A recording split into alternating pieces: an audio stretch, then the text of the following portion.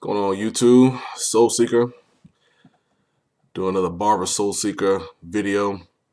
Basically, as usual, I get a lot of static from the barbers because they're upset that I encourage a lot of you guys to go out there and basically, experiment, be bold, go ahead and cut your own hair.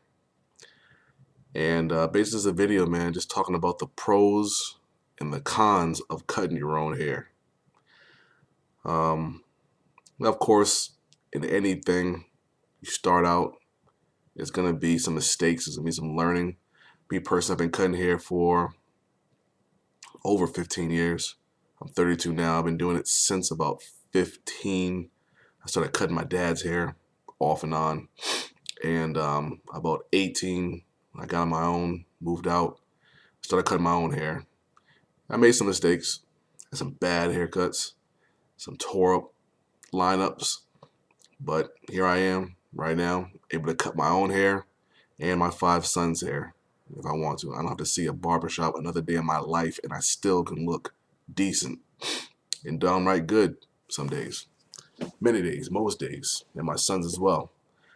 Of course, with this kind of stuff, man, the barbers see basically their pockets being thinned out when you go out and buy your own clippers. Now, your average clipper is going to probably cost you about 50 bucks for some good clippers. Now you can go as low as 20 bucks. I've seen some decent clippers. That's low end decent, all the way up to $100 plus for some really nice clippers. All right, I'll say 50 is a good price to pay to start out. Get you some edgers, something to line up the smaller, clippers you've seen me use to line yourself up, or you can even you've seen me use the clippers to cut my hair and to align myself up. If you want a sharper edge, you're gonna invest in some edgers. But I mean, the pros and cons way outweigh themselves.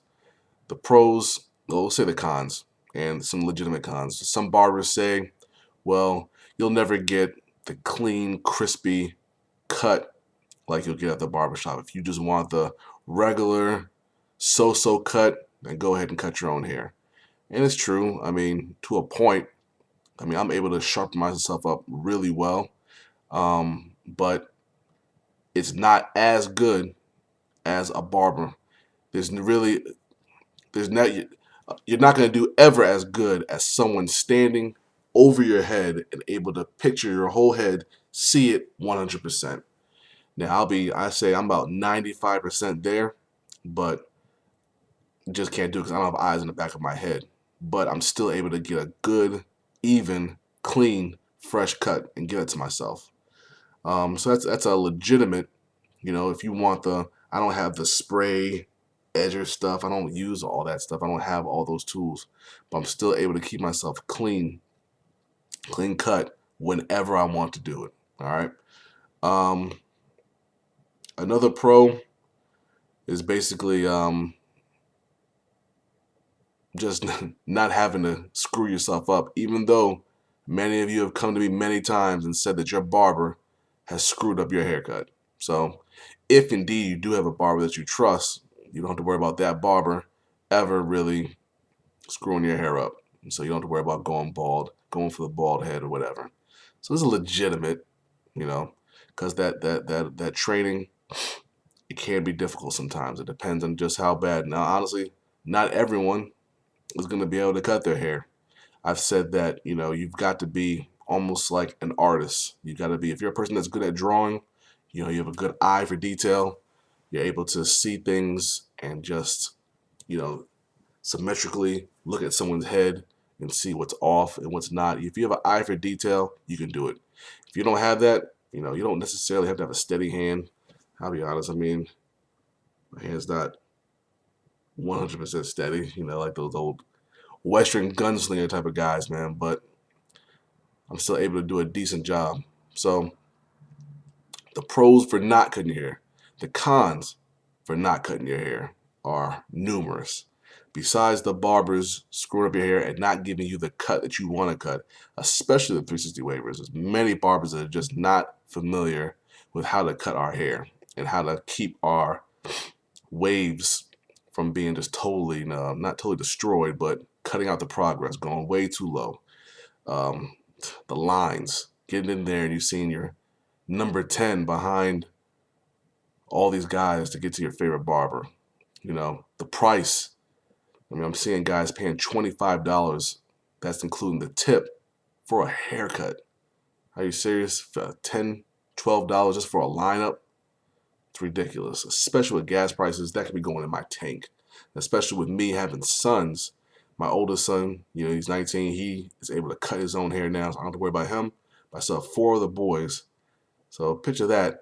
If I was paying $25, that'd be $100, and not include myself $125 for me to have to pay, and on top of me having to get gas and take this thing, take them to the barber shop. So another con for going to the barber. All right, when you can just pay $50, maybe $100 total for some edgers and some clippers, and there you go. You've paid for it for the first 2 months at least. It'll pay for itself. All right, you may not be able to do the designs, you know, the fading and all other stuff, man, but some practice and everything else, you will get it. You can get it down 100% if you're diligent with it. All right, especially with the waves, you're just cutting one length mostly. Now, if you want to do the temper tapers, yeah, that's some work to it. But just like anything I learned, I practiced, I screwed up, and here I am today, 100% independent, not worrying about anybody having to depend on or wait on anybody to cut my hair. All right.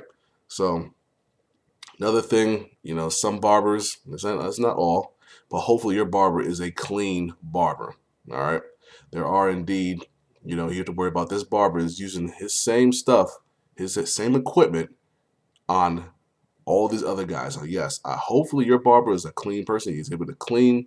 He uses the right, you know, disinfectants and everything else. But it's a possibility. It can happen where there are things that are transmitted to your head from those clippers, from those combs, from whatever.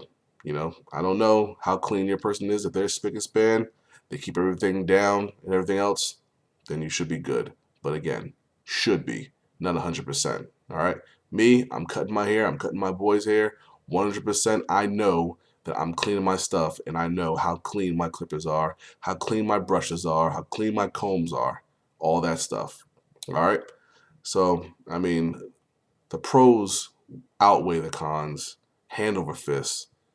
Get yourself some clippers, become independent, cut your own. I have message after message after message. Thank you, SoulSeeka, for helping me. I don't have to worry about my mom taking me. I don't have to worry about waiting for the barber shop, getting there on time, getting there, going there before work, before a date. I mean, you can clean yourself up anytime you want. Get your clippers, go ahead, take the plunge, and become 100% independent. You won't regret it. The money just stacks up month after month, year after year. Like I said, with all these costs rising, food, gas, hospitals, all this stuff rising, here's this easy money that you can save up to put towards other things. Or if you got like that, it's more spending money that you can put even on yourself towards gear, shoes, whatever else that you want to do.